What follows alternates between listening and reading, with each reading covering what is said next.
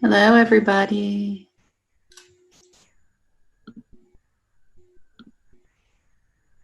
Let me just check, see if there's some other people trying to get in. Okay. Awesome. So, hi there. Welcome to Chem 151, General Chemistry. I will be your instructor for the semester. My name is Candace Henderson. You guys are welcome to call me Candace. You can call me Mrs. Henderson or Professor Henderson. Only thing, just don't call me Dr. Henderson because I'm not a doctor. I just have my master's. So I am both a chemistry and a geology instructor at AB Tech. I've been an adjunct for about 6 years, and I actually just got brought on full time within the last semester, which is good for you guys because you'll get emails more readily from me. So, because I'm in all day. So, best way to get a hold of me, obviously, is going to be email. As far as a little bit about myself, maybe like why I'm even qualified to teach this class. I've definitely had people ask me that before. Well, why do you get to teach this class? Because I went to school for a little while. My undergraduate was in geology, which has always been a huge passion of mine. So if you're a rock nerd like I am, if you have any rocks or gems or anything like that or questions, you can always ask me because I absolutely love that stuff. When I got into grad school, I was going to go straight into geology, but I figured that wasn't going to be applicable in the workforce. So I tried to go for something that was a little broader. So I went into a field called geochemistry. That is a mixture of chemistry and geology. So specifically, I worked on perchlorate contamination in the Great Lakes, looking at stable isotopes of it, which probably sounds pretty nerdy, but I thought it was super cool at the time. And it allowed me to get on an awesome boat for 2 different sets for a month each on the Great Lakes. So I got to charter all the Great Lakes, do a bunch of water sampling. It was pretty amazing. That happened, gosh, I don't even know, I'm getting old now, like 15 years ago. So I've been in Asheville for about 10 years. Before teaching chemistry and geology, I taught yoga for like a long time.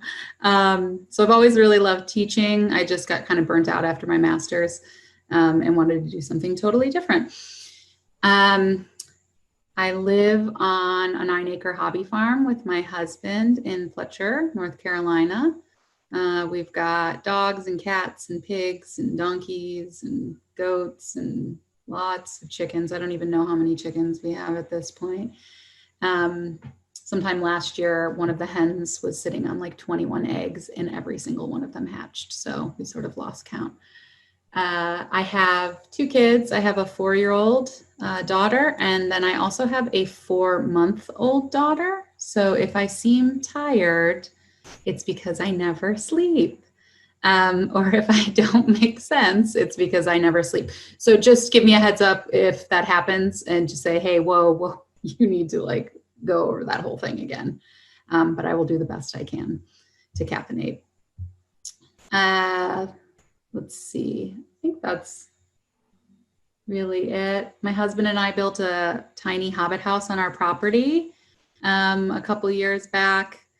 We use it as an Airbnb, but it's underground and there's one side with windows, and it was actually on HGTV's Tiny House Paradise. So if you want to watch that, we did that as well. I don't know. We just did a bunch of random stuff. I'm kind of a random person. But I do know my chemistry, so I will definitely be able to help you all out with 151.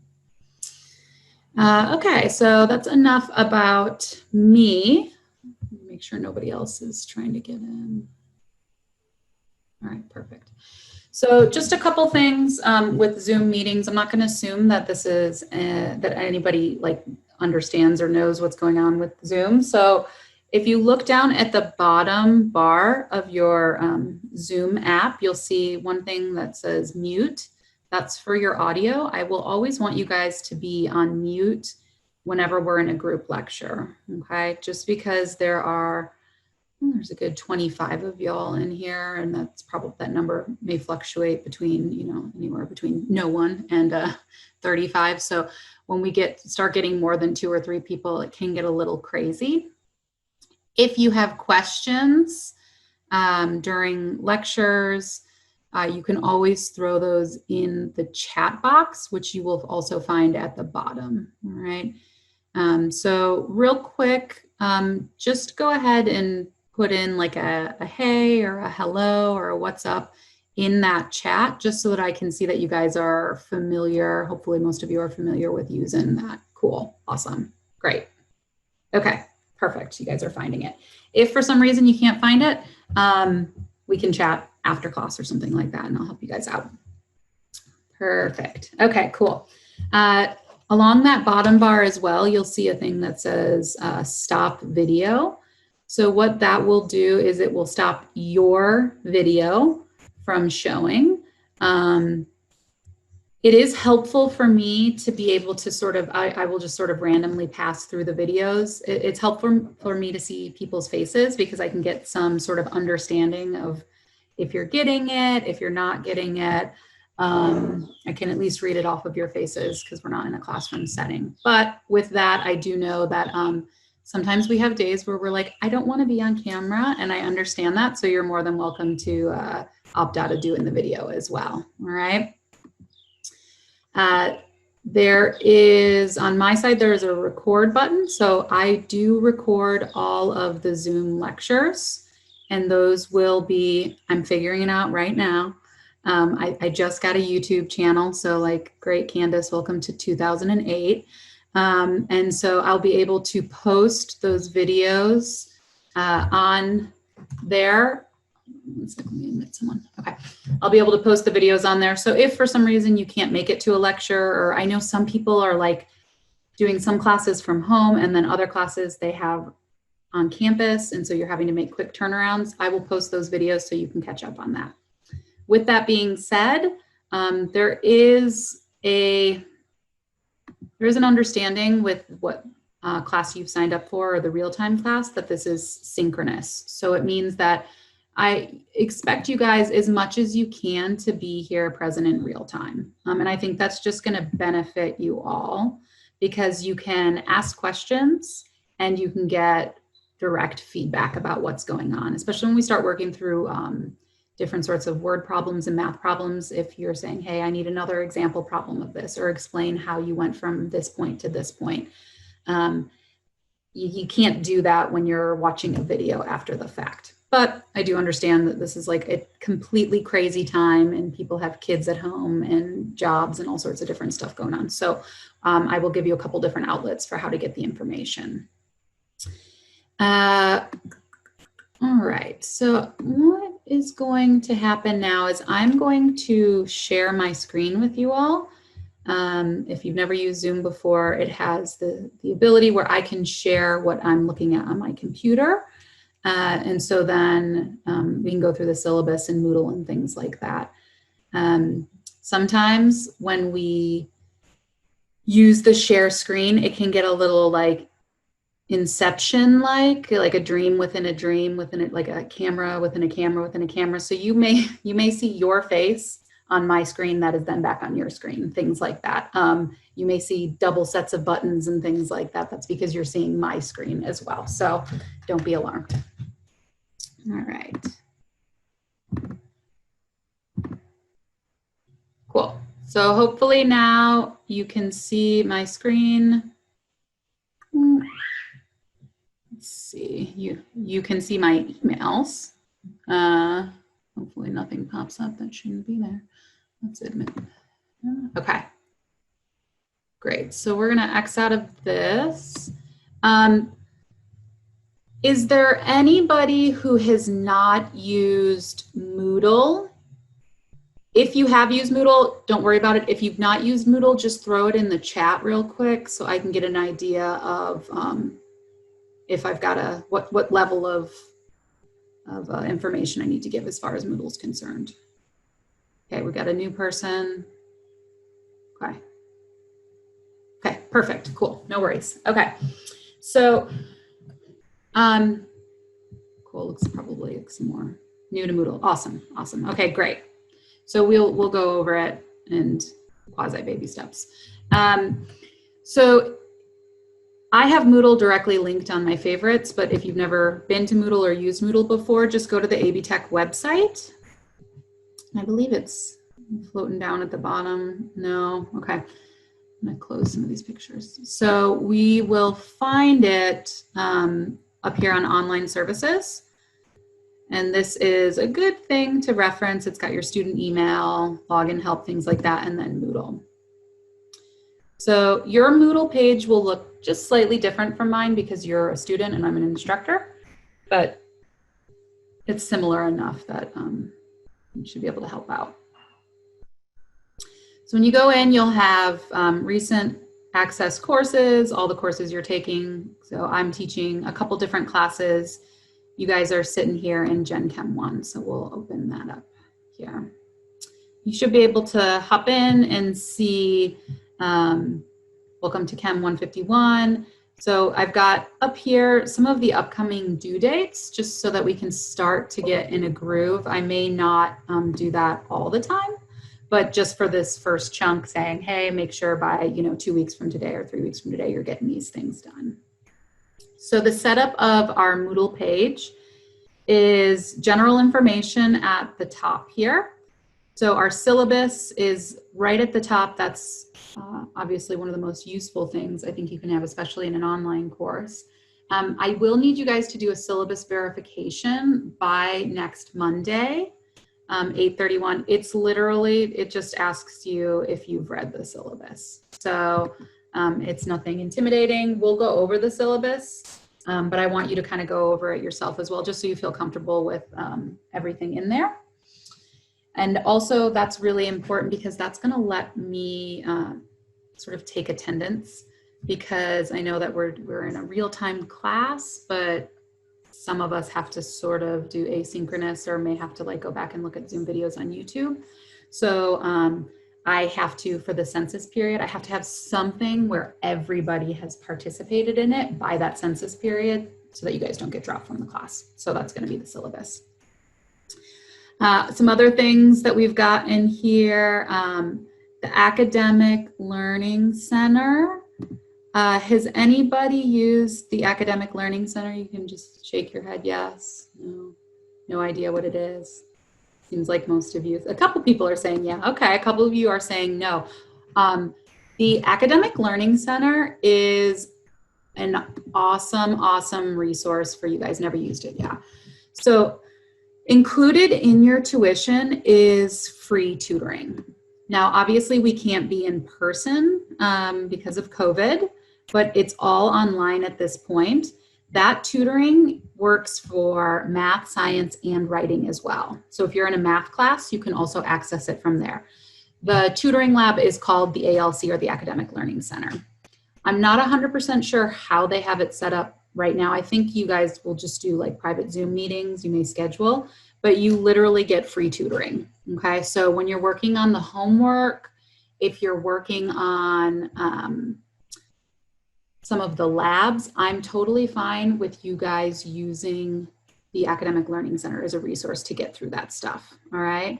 And I understand that like not all teachers jive with all students. So if you find a little bit into the semester, you're like, I don't really understand Candace as an instructor, but I don't want to drop the class. The Learning Center may be a good place for you guys to go to get a different angle on the information that may help you guys in a better way, right? Because we all learn sort of in different ways, and some people will say one thing and you just don't hear it, and someone else will say it and it makes perfect sense. So I would highly recommend using that. I've worked in the Academic Learning Center before up until this semester, and I really love it. And everyone who's in there loves working there and they love helping you guys. So I highly, highly recommend that. Some other things that we've got going on in here. We've got 151 equations. Those are useful equations that you'll want to have handy with you, like for exams, practice problems, things like that. A periodic table, which you cannot do chemistry without a periodic table unless you have it memorized. So I don't know if anyone has it memorized, but I definitely don't.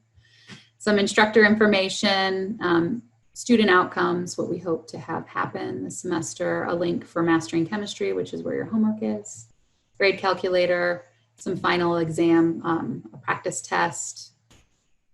So that's sort of our general things up there. Course messaging is a thing in Moodle that I've never used. This is my first Zoom class. So I've not used course messaging. I usually just use email. Maybe we'll use course messaging. We'll see what happens. I don't know. We'll play it by ear. Know the table through barium. Awesome job. Good job. So some other things that are going to be available here. You can see along here, you can access your grades. There's the general information. Lecture videos are closed off currently, but I will be putting in lecture videos there once we've done a lecture. Lab resources. So with this class, it is a synchronous or a live real-time class lecture. Lab is going to behave more asynchronous though, okay? So what that means is lab is going to be in your time. All the labs will be done, I've got it right here, in this lab manual. So you guys need to get this from the bookstore. It's like $4. It's not very expensive. So make sure you have that. And you will be filling out these labs. This is the same lab manual we'd use if we were live in person. The difference is that we're not live in person. So how are we going to do these labs? Well, if you look over here on Moodle, you can see that there is a link to all the lab resources, videos, and instructions. So they have been pre-recorded, filmed for you, and the data has already been put into that. So if you click on this link here, it's nice and convenient. It goes to a Google Drive document that, that has every single experiment on there, including notes, videos, and data, all right? So when we have lab period, which there are actually 2 sections in here, that's why there's quite a few of you. I think we've got 26 people in here right now. There's 2 lab sections. One of your lab sections would meet after this lecture on Tuesday. The other lab section would meet after lecture on Thursday. I think if you're in the B5, you're the Tuesday people. If you're the B6, you're the Thursday people. Now, with that being said, because everything's already pre-recorded and you are going to have to put some of your own time into watching these videos, interpreting the data, we aren't going to formally meet during lab time, all right? So after lecture today, there is a lab section. What that will end up being is me hanging out by my computer. And if you have questions, you send me an email. If you want to talk one-on-one, we can have a Zoom meeting and work through the lab, okay? But that will be sort of a by student basis. So if you're able to move through the labs, they're making sense, and you like to do them at 3 in the morning on a Friday, that's fine. Do them then. It's good as long as they're being submitted at the due dates, all right? My Thursday people, so my B6 people, I am actually not your lab instructor or your lab go-to person, okay? Susan Schwartz is going to be your person. On your Moodle page, you guys will have a link right at the very top to her email, all right? So if you're in the Thursday, try not to email me about labs, try and email her about labs. And she will be the one that's available during that Thursday time to help you guys out, all right? Yes, no, maybe so, making sense? Okay, cool. So when you've completed your lab, so you've looked at the data, you've filled it in here, you have to get the lab to me. And you're not gonna ride a horse over to my house to deliver it or send it in the mail. You're going to submit it right here through Moodle on the webpage. Okay, so right underneath here, we see lab submission links. So there's this little hand with the paper that's delivering the lab, okay? So whenever you see that symbol in Moodle, what that's saying is that you have to turn something in or you have to upload. Uploading is pretty easy. You just take a picture of each page, save it as either a JPEG or a PDF, JPEG or PDF, okay? And then you will literally just like drag the files into each of those things. Don't submit experiment 1 in the experiment 2 section. Keep them separate. It's much easier for me to grade. And I have 4 lab sections this semester, so it's going to be a lot of grading. So the easier you guys can make it from me, the better. If it's not, if it's blurry, if it's not legible, if I can't read it, I can't grade it. So make sure that you're turning those pictures in, you're taking a peek at them, and like I can read what they're saying. It may be helpful for you guys when you're doing lab to use, you know, one of these sort of ink pens, just so that it's clearer on the page. Pencil, sometimes, you know, if you have a really good scanner, that can work. How do you get the paper into your computer? You can use your iPhone or your Android phone to take a picture.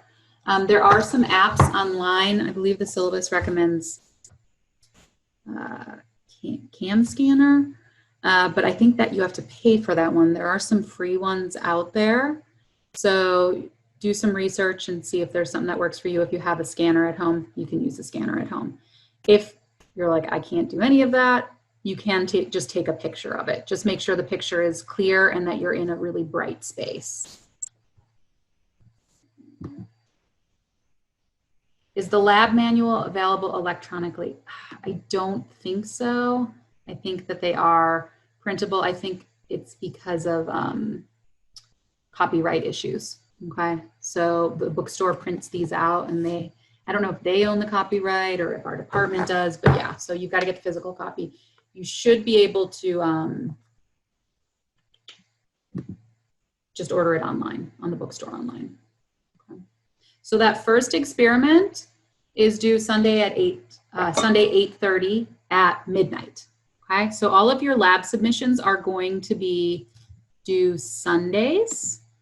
You want to make sure you're getting those in on time.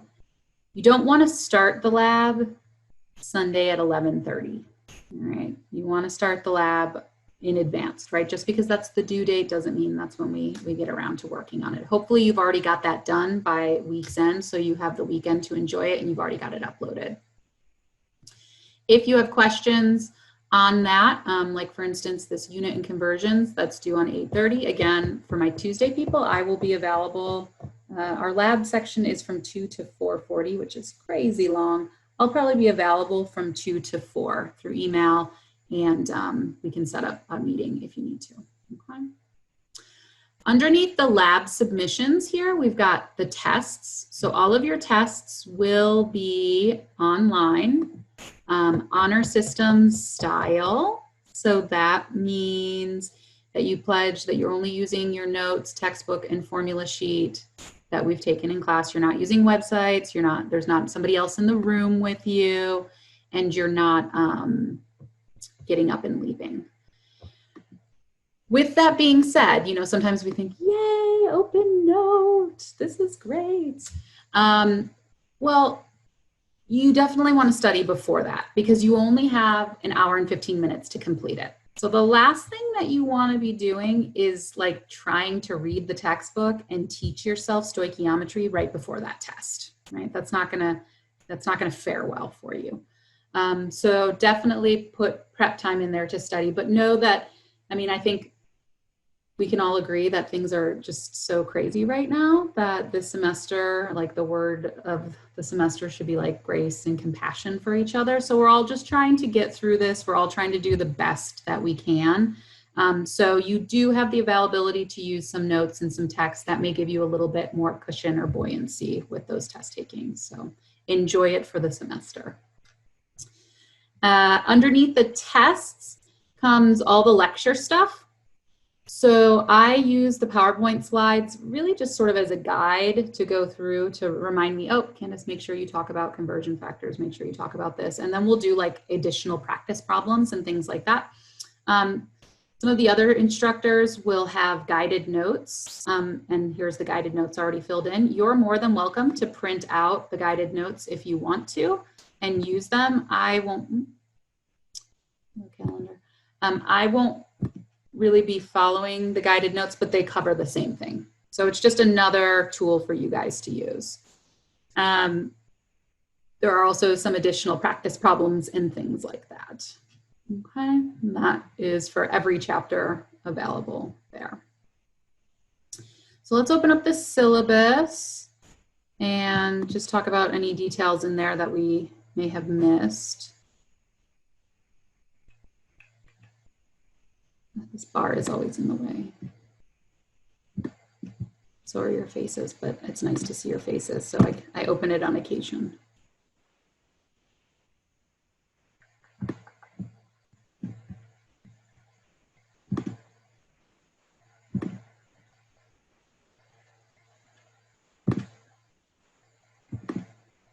All right, so here's our syllabus.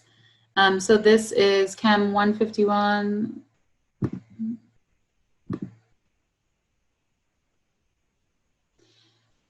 I recommend, I think you can use the guided notes. One thing that someone asked, sorry, do you recommend using your own notes during lecture or use the guided notes? I think that the guided notes are great. We will be doing example problems though as well that I'm sort of going to come up with. Sometimes I come up with them on the fly. Sometimes I have a bank of questions, and I would definitely be taking notes on those example problems, because if any of you have taken chemistry 092 or taken chemistry back in high school, you'll realize that like most of what chemistry is are these math problems, example problems. So it's really nice to have a couple example problems to study off of.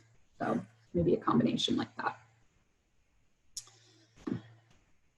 All right, so 151, B5 and B6. So there's two sections in here. Lectures will be live, but I will post them on Zoom after the fact. Tuesday, Thursday labs will be asynchronous. So students get to complete that on their own time. Remember, my Thursday lab people, you're going to have to look at your syllabus to figure out which one you're in. But the Thursday lab people, you want to be talking to Susan Schwartz about that. And again, Moodle will have her email in it right at the top. So you should have taken Chem 092 or had high school chemistry. If you didn't, talk to me about it, because you shouldn't be in the class. You need to have had some sort of chem background. Here's your textbook. You do need the lab manual. People ask regularly, do I need to get the textbook?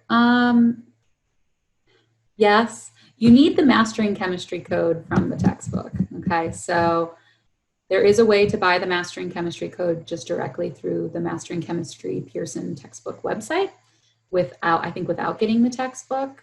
You know, I don't want you to buy something that you're not going to use, all right? But I do think it's a good tool reference.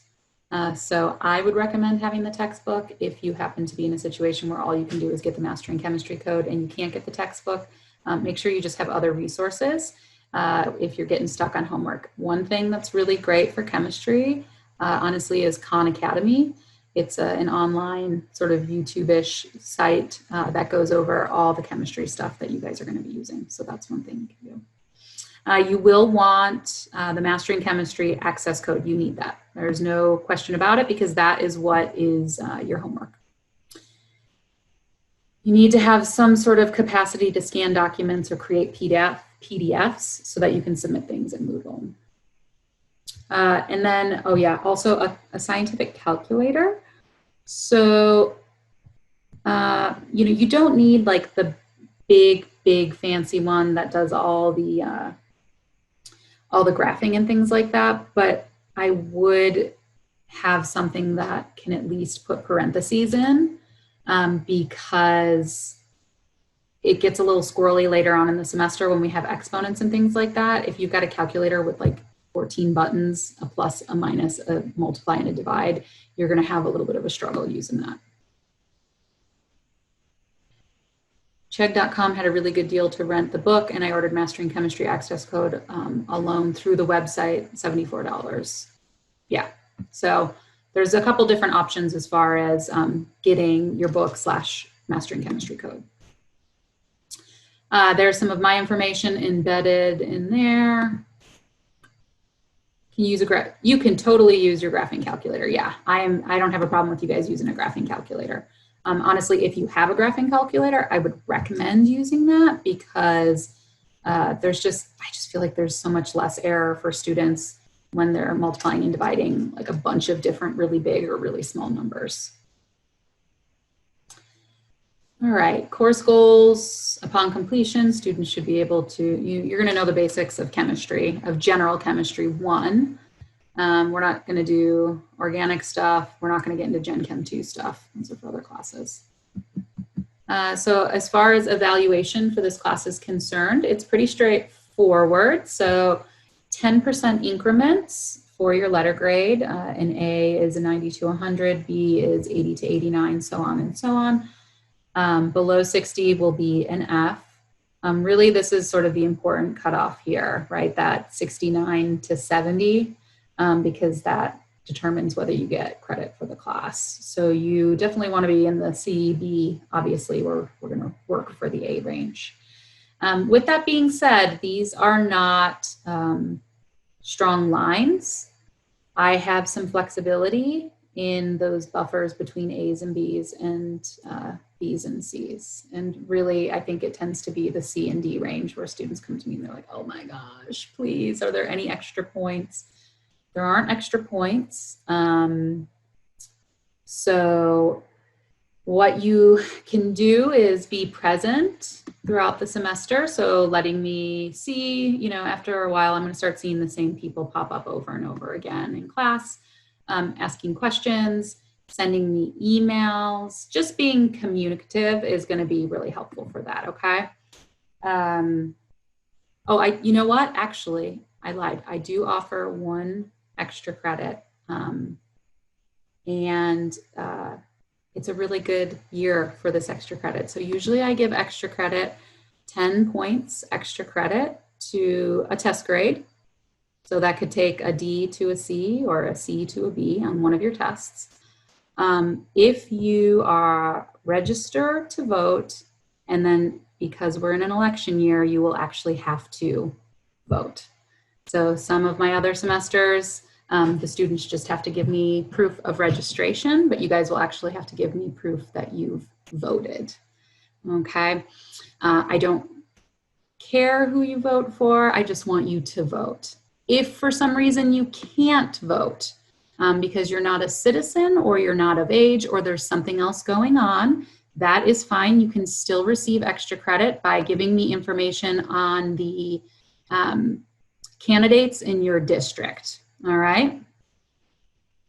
If you, and I would want candidates on a local, on a state, and then on a national level. Okay. You don't have to tell me who you'd vote for. You just have to let me know who they are.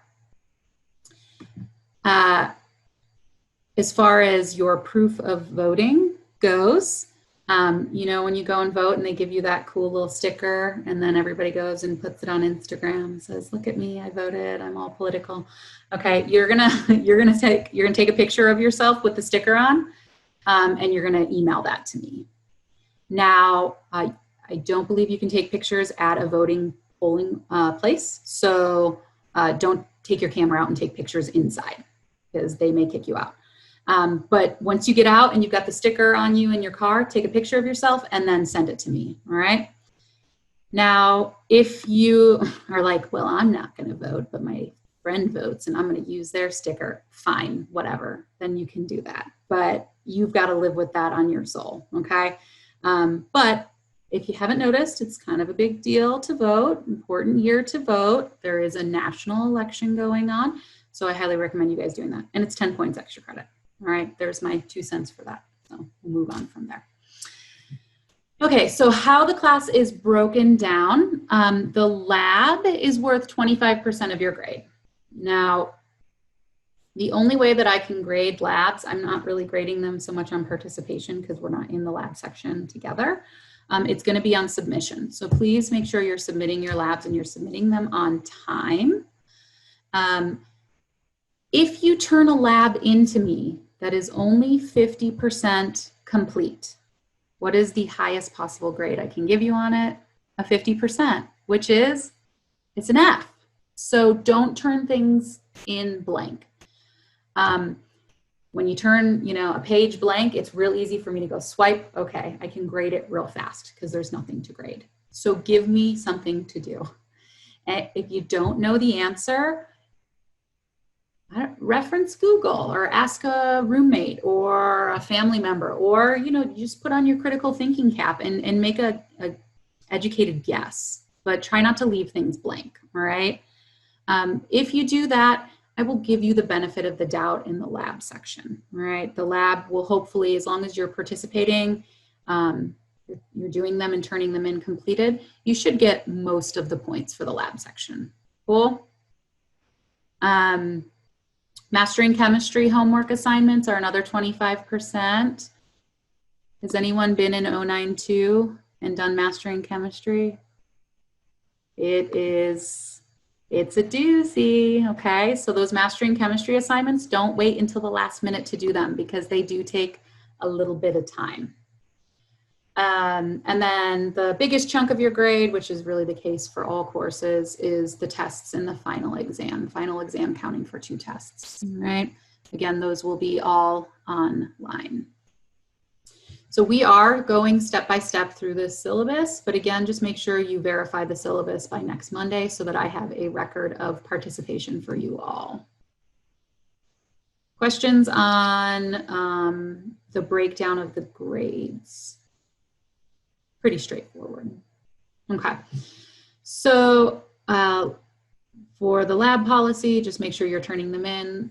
Late lab reports will only be accepted for a reduced credit of 10% per day. Just get them in on those Sunday evenings. You guys should be good. Here are all the lab experiments where we're going to be doing with the due dates on them. Also in Moodle, I've applied the dates here as well so that you don't have to go back and pick through the syllabus regularly.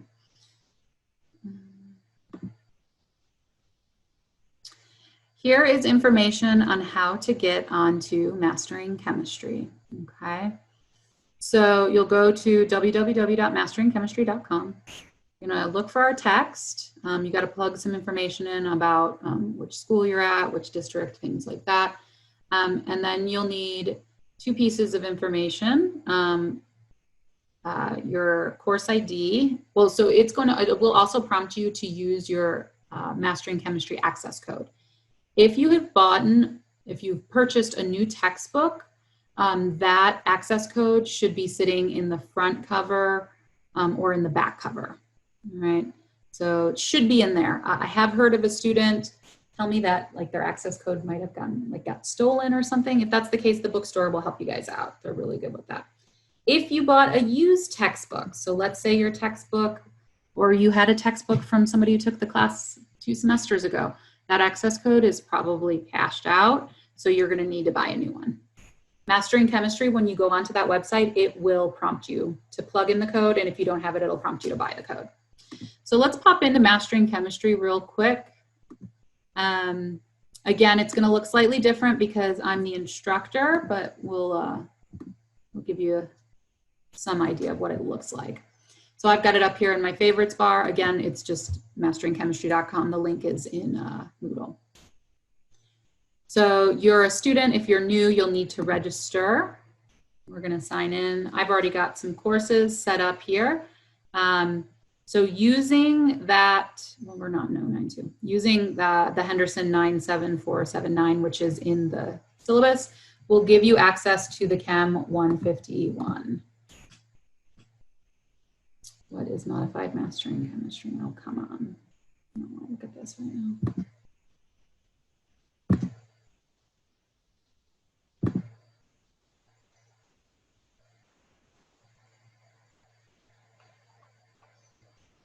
Let's make the sign in again. All right, come on. Let's make it happen. Looks like there's 4 people already enrolled in it as well. Good question. It said the course ID you entered does not exist. Huh. That's interesting because I've already got 4 people checked in. Make sure there's no spaces.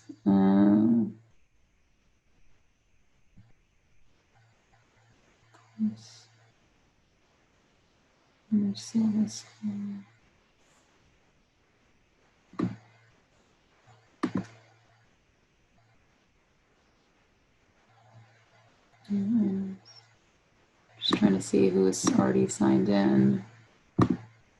Yeah,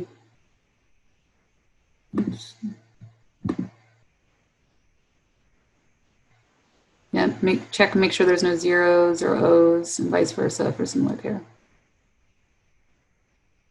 Yeah, so it looks like someone was able to get in. So maybe just give it another try or just directly copy and paste that ID code right here. Just copy and paste that. So, and if you're still having issues with that, you can just email me directly and we can chat about it. So I like the calendar option. They have it as listed as well. But the calendar gives me sort of a visualization of when I need to get things done, when I need to pop into gear. So there's a couple things due here. Chapter 1, Chapter 2, and Experiment 4 nomenclature. These things are going to be due on the 13th. So you don't have anything this Sunday. You don't have anything next Sunday as far as mastering chemistry. But that following Sunday, you're going to have 3 things. I would say maybe start getting the 1 and 2 done this week and next week. And as we move through here, we can see where all the due dates are. You know, I feel like this retrofitted my due dates somehow. I'm going to go back and double check and make sure because I'm going to make sure that those are correct. But you should be able to just click on an assignment and then go ahead and answer the questions. The Mastering Chemistry does like that you allow pop-ups and things like that because it has a bunch of different interfaces. So make sure to give your computer access to those things. It's a little confusing. So this is my first semester teaching 151, but I mean, I've taught all the information before in other courses. But I used a shell from another instructor. So I had asked the instructor, you know, what's going on with this Mastering Chemistry Chapter 1 quiz. The quiz is the homework, okay? So it's not timed. It's not graded in any sort of weird fashion. When it says Mastering Chemistry Chapter 1 quiz, that is just the homework. At some point, I may go through and change all the quiz words to homework, but I'll tell you, it takes a really long time to change each one of those in every chapter. So it may stay quiz. We'll see what happens. But just know that there's no quiz happening outside of the homework. Will the format of homework on Mastering Chemistry allow you to partially complete and then come back at a different time? Yes, yes. So that's why I want to specify that it's not a quiz. So it's not that you start it and you have to finish it. You can start it, you can chip away at it, and then you can come back and answer questions later, all right? And again, I have no problem with you using the Academic Learning Center with these problems. Now, what I will tell you is that the tutors in the Academic Learning Center are not big fans of students coming in and saying, I don't get how to do number 7, and then like blinking at them. What they're gonna want you to do is to at least have read the problem, to have a sort of a general idea of maybe where you're headed, or at least to know what you don't know. But don't just go in and think, can you just, you know, do all these for me? Because that's not gonna fly with them, okay? So if you put in a little bit of work, they really do a great job helping you out. All right, let's finish up here. What we got going on in the syllabus. All right, so here's an example of what the test would look like. Academic Learning Center, link in there. And then what's really important, which we all like to get our hands on, is the syllabus. Why it's formatting like that, but it is. There is on Moodle, just so you know, there is a condensed or a course mini syllabus that contains just a little bit of general information and pretty much all this stuff. So if you don't want to have to scroll through the 9-page syllabus, just go to that. So on here, you can see what we're going to be doing for lecture that week, what we'll be doing for lab that week, and then assignments that will be due or getting due soon. So this week we're going to be just doing introductory stuff, and then we're going to move into some chapter 1 matter and measurements. Experiment 1 for you all is going to be due this Sunday, so make sure you get into that experiment in your lab manual and submit it by then. Also, you've got the syllabus verification, and then that mastering chemistry homework isn't due until 9/13, but I would start it sooner than later. And it's amazing how you can get lectured on material, and then 2 weeks later, when you go to sit down and do the homework, you totally have forgotten everything you got lectured on. So I recommend, doing the homework relatively quickly after you're getting that lecture, just to keep it fresh. All right, so we're not going to save that. Do we have any housekeeping questions? So questions on where you can find things, on what needs to be completed. I know the first week or two, it's going to be a little just trying to figure it out, like when is stuff done, where am I going to, so feel free to email me on that. And, I will give you a little bit of a grace period in the first week or so. If you're like, I totally forgot to get that done. Can you give me a little bit more time? I can probably help you out for the first week or so. And then we're going to get into a pattern, and you guys just got to make sure that stuff is due. So if you have a question on housekeeping, you can throw it in the chat box. Otherwise, I will assume that we're good with that. And I guess we'll do a little bit of lecture just to try it out, see how it goes. Cool. Awesome. Okay. If you think of something, just throw it in there. When I'm lecturing, it can be difficult sometimes to manage the chat and lecture at the same time and take notes and all that stuff. So if you throw something in the chat and I don't get to it right away, I will get to it at some point, all right? And I have no problem backing up to a previous topic if need be. All right, so we're gonna get out of here. And also, yeah, so I will be posting lecture videos here. And my YouTube name is Candace in Chemistry. So that's where all the videos will end up being as well. So, Let's X out of here. I don't really want to close it, we'll just minimize.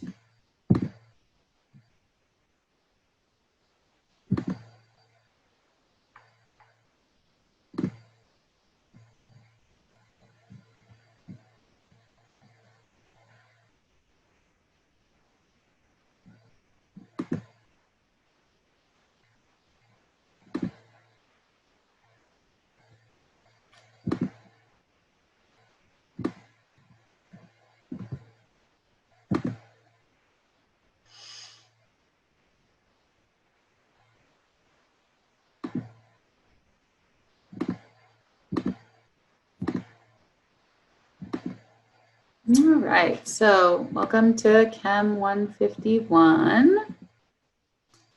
Talking about chapter 1, so all this is on matter and measurements, our basic stuff.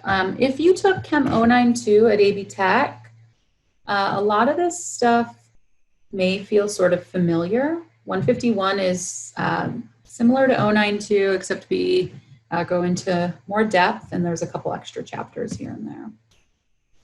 So what is chemistry?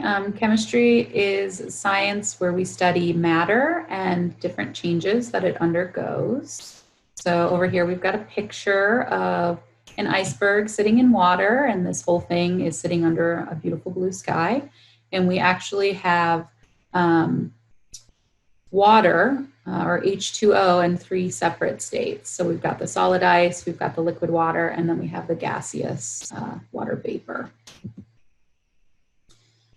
The scientific method, so Francis Bacon came up with the scientific method a while back, and it's just a systematic way to approach solving problems. So the way it works is that we have observations and experiments, we start to find patterns, trends, and laws. We then will formulate a hypothesis. A hypothesis is sort of it's not quite a theory, it's a hypothetical theory. And then we run tests to see if it is validated or it's true, and then we can become a theory. For one example here, let's say that we observe that when the moon comes out, and when a moon is in full moon, it looks like Swiss cheese, okay? It's got all these holes to it and sort of speckled, and it reminds me of Swiss cheese. So, and I find every time that the moon comes out, when it's full, it has this sort of Swiss cheese appearance to it. So I'm finding a pattern or a trend with this observation. So I formulate a hypothesis that says, well, since the moon looks like Swiss cheese, it must be made of Swiss cheese. Now, there used to be a point in science where somebody could just say that and everyone would believe them. Actually, it still kind of happens today, but formal scientists follow the scientific method. If you hear somebody saying, this is true, I've never tested it, but it's true, they're not following the scientific method, and I would question them heavily. Like, for instance, the moon being made out of Swiss cheese. So we would need to test this hypothesis, and the easiest way, I guess, to test it would be to, I don't know, take a spaceship. We would talk to Elon Musk and take a spaceship up to the moon and take a sample of it and test it out. Okay, so let's say we were able to do that. And I take a big bite of the moon and realize that it is, in fact, not Swiss cheese. So I can't make this leap over to theory. What do I have to do? I have to go back to the beginning because I've made new observations, right? The taste of it is different, the texture of it, the feel of it. And now I start to think, okay, well, maybe this is made out of a rock instead of Swiss cheese. Now I have a real sample of it. And then we can sort of move through this process again, right? A lot of times people sort of just take this and they jump to this. And that is not science. It's pseudoscience. All right, so matter, in chemistry, we are studying, sort of think of the universe as a big umbrella. And the universe, under that umbrella, we would separate things into matter and energy. We would define matter as being anything that has a mass, and then it also has to take up space. Even if that space is very small, or if the mass is very, very small, we would still classify that as matter. So some things are really easy to determine that are matter, like the pencil that you're holding, or the computer that you're looking at, or the food that you're drinking, because you can like feel it. There's a weighty quality to it. So obviously it has matter. There's some other things that are a little trickier to know that they have matter. One of those things would be air around us. So sitting in your room, your skin is probably not sensitive enough to feel the air in the room unless maybe you have a really good fan going. But there are ways to feel matter in the air. If you're driving your car and you stick your hand out the window and you can sort of feel that resistance, that's because there's something in the air resisting you. If we were taking a car through outer space and stuck our hand out like that, we wouldn't have that same sort of feeling. There is a little bit of matter, but not quite as much.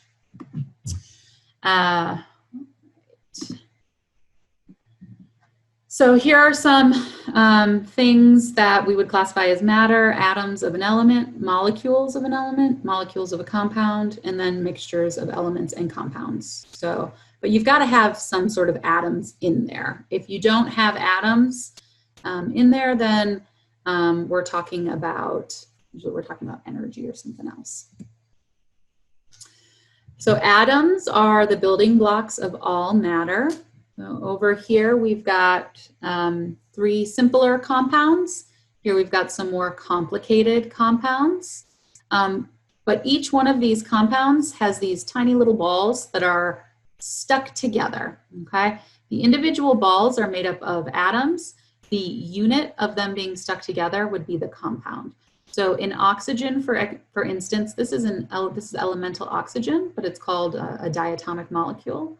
Diatomic because two oxygen atoms naturally like to stick together to each other. So we would tend to see that as an O2 formula. Here we have the water molecule, H2O, so two hydrogens stuck to one oxygen. Each of these molecules can be broken down into simpler atoms. Atoms cannot be broken down into simpler identifiable things. So if I took a hydrogen atom and I took a lithium atom and I broke them into their pieces, the pieces wouldn't be identifiable. They're just made of protons, neutrons, and electrons in differing proportions.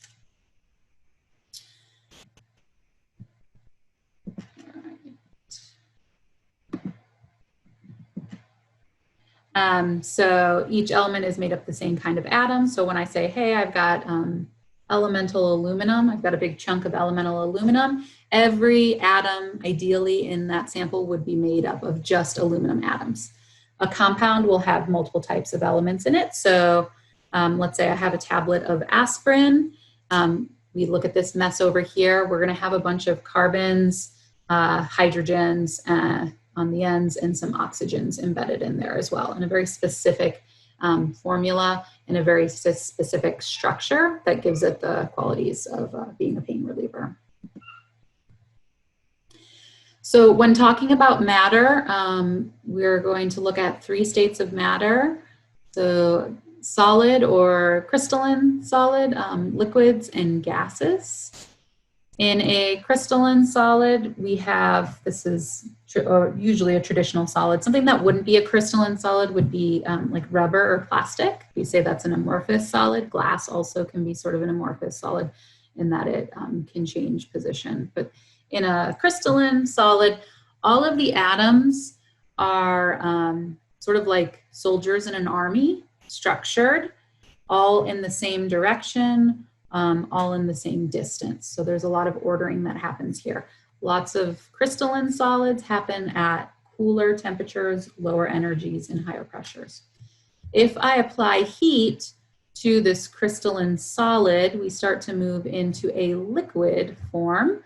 And the amount of heat required to go from solid to liquid is dependent on what the material is. So if you're dealing with gold versus ice, right, it's going to have different amounts of energy to raise it one temperature, and we'll talk about that a little bit later.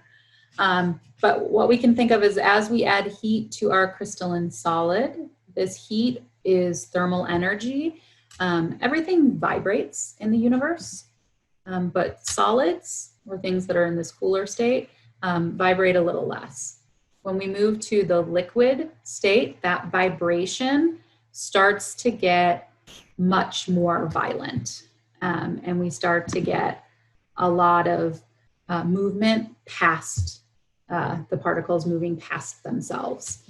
This will create more disorder, and particles or clusters of particles are now free to roll or move past each other. So this is what gives a liquid material its properties, because when we think of a crystalline solid, we think of something that has a uniform shape and a uniform volume, right? A hunk of gold stays a hunk of gold. You have to like manually break it apart.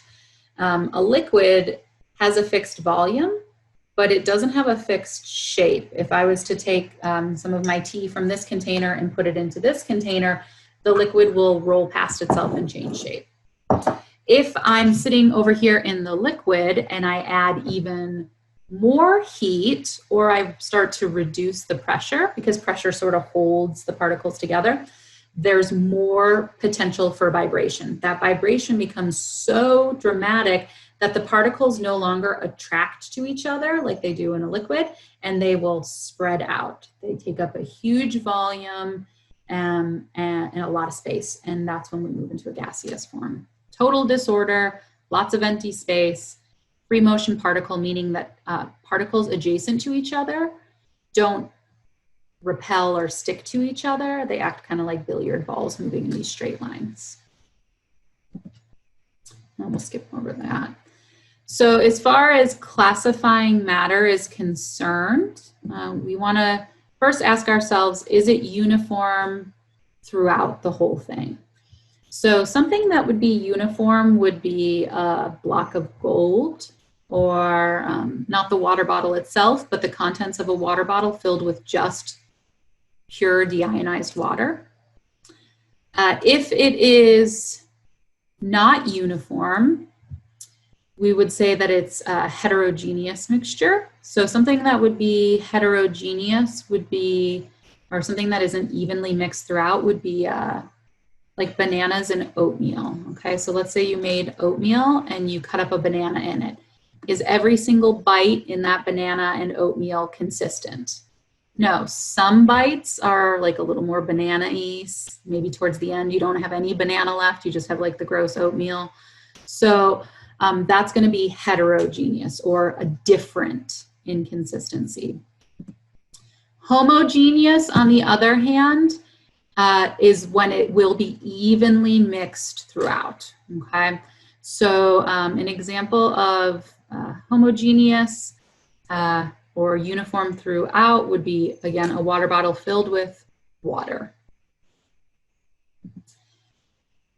If we're looking at a homogeneous mixture, we can break it down into even farther by asking, does it have a variable composition? If it does have a variable composition, that means if it has more than one thing in it, we would call this a homogeneous mixture or a homogeneous mixture.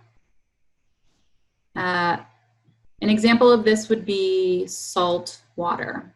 So salt water, if it's evenly mixed, is homogeneous, which means it's the same throughout, but it's made of multiple things. What do we have in salt water or seawater? We have water, and we have sodium chloride or NaCl, and sometimes we have other impurities in there too.